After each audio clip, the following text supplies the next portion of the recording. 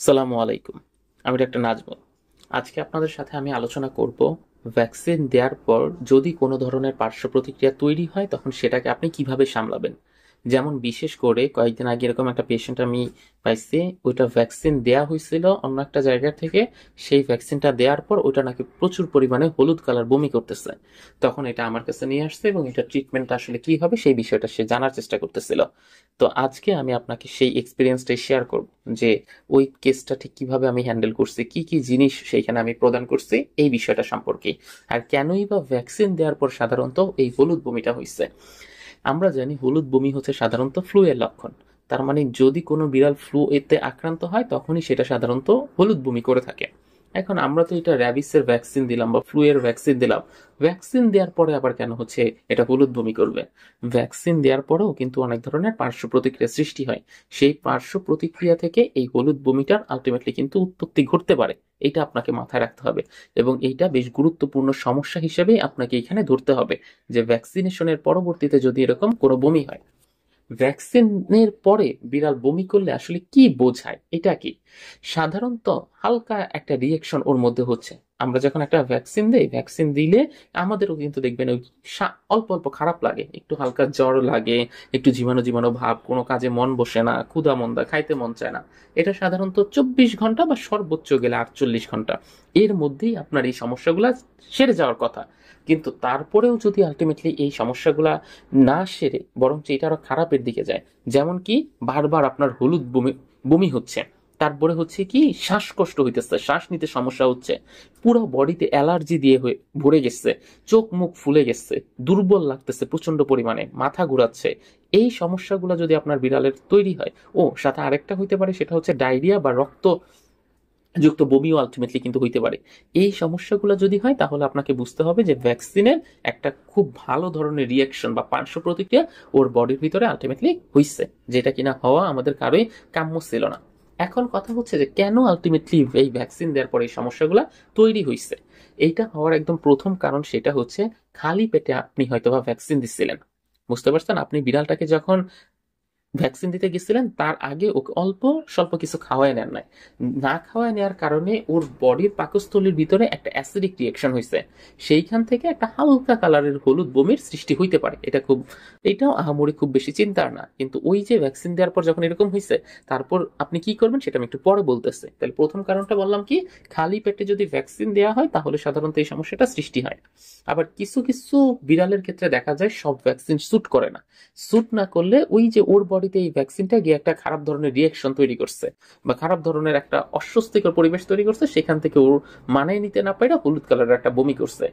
আবার মাঝে মধ্যে দেখা যায় যেসব বিড়ালের অ্যাসিডিটির সমস্যা আছে বা হজমের সমস্যা আছে তাদেরকে ভ্যাকসিন দেওয়া হইলে এই জিনিসটা আলটিমেটলি খুব কমনলি পর্যবেক্ষণ করবেন। এখন এখানে তাহলে আমি এখানে বললাম কি আপনি ঠিক কেন এই সমস্যাটার সম্মুখীন হচ্ছেন সেটা। এখন বলবো হচ্ছে আপনার আসলে এখানে করণীয়টা কি। আপনি কয়েকটা জিনিস আসলে দেখবেন, এটা যে বমিটা কি একবারই হইছে নাকি এটা বেশ কয়েকবার হইছে, হলুদ কি খুব গাঢ় হলুদ হইছে নাকি খুব অল্প পরিমাণের হলুদ হইছে, এটার খাওয়া দাওয়া কি নর্মালি তারপরে করতেছে নাকি এটা সব খাওয়া দাওয়া অফ করে দিছে, এটার কি এখন আর জ্বর আসছে, দুর্বলতা আছে বা শ্বাসকষ্ট আছে কিনা, এই কয়েকটা প্রশ্ন আপনাকে দেখতে হবে। তাহলে কি বললাম, যে বমি কি একবারই হইছে নাকি বমি বারবার হচ্ছে, হলুদ কালার যেটা হইছে সেটা কি খুব গাঢ় কালার নাকি খুব হালকা কালার, এটা কি খাওয়া দাওয়া তারপরে একদমই অফ করে দিছে নাকি অল্প অল্প খাওয়া দাওয়া করতেছে, আর জ্বর দুর্বলতা বা শ্বাসকষ্ট ওর বডির ভিতরে আছে কিনা, এই কয়েকটা প্রশ্ন আপনাকে আগে জানতে হবে।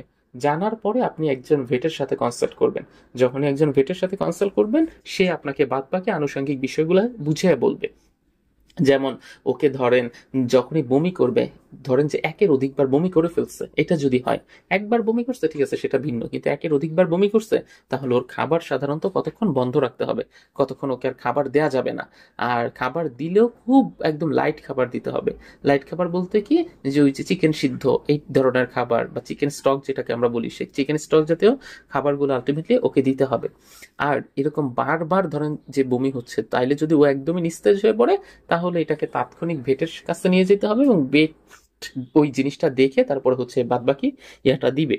এখন আপনি যে কাজটা করবেন না, আপনি ওকে না জেনে কোনোভাবেই অ্যান্টাসিড জাতীয় কোনো ট্যাবলেট দিতে যাবেন না, যে হ্যাঁ এটা তো গ্যাসের সমস্যার জন্য হইতে পারে, অ্যান্টাসিড জাতীয় ট্যাবলেট দিয়ে দেই। বা বমি বন্ধের আপাতত আপনি কোনো ওষুধ দিবেন না। গরুর দুধ বা এই জাতীয়, গরুর দুধ একটু দেই, ও তো একটু বেশি পরিমাণে শক্তি পাবে, এই জাতীয় খাবারগুলো দেয়া যাবে না। আর জোর করে বমি হওয়ার পরেও জোর করে খাবার দেওয়ার চেষ্টা করা যাবে না। আর ওকে একটা খুব ঠান্ডা, একটা আরামদায়ক ওর পরিবেশে রাখতে হবে এবং খুব হালকা পাতলা খাবার ওকে দেওয়ার চেষ্টা করতে হবে। আর যখন একটা, আপনারা সবসময় এই বিষয়টা মেনটেন করবেন, যখন একটা ভ্যাকসিন দিচ্ছে তখন ওই ভ্যাকসিনটা দেওয়ার পরে 20 থেকে 30 মিনিট পর্যন্ত আপনি ওই ডাক্তারের চেম্বারে অবস্থান করুন, যে 20 থেকে 30 মিনিটের মধ্যে ওর বডিতে কোনো ধরনের পার্শ্ব প্রতিক্রিয়া সৃষ্টি হয়েছে কিনা। যদি দেখেন যে হয় নাই, তাহলে আর এটার হওয়ার সেরকম কোনো সম্ভাবনা নাই। তো এই ছিল আমাদের আজকের ভিডিও। আশা করি ভিডিওটি আপনাদের ভালো লেগেছে এবং ভিডিওতে যেই টপিকটা সম্পর্কে আলোচনা করেছি আপনারা সেটা খুব সুন্দরভাবে বুঝতে পেরেছেন।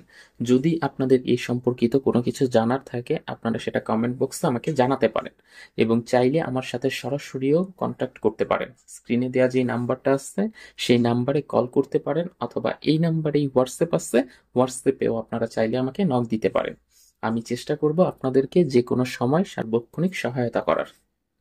আপনারা চাইলে আমার ফেসবুক পেজ এবং গ্রুপেও জয়েন হতে পারেন। সেখানে সার্বক্ষণিক আপনাদের যে সমস্যাগুলো আছে সেই সমস্যাগুলো জানালেই খুব দ্রুততার সাথে স্বল্প সময়ে আপনারা রিপ্লাই পাবেন।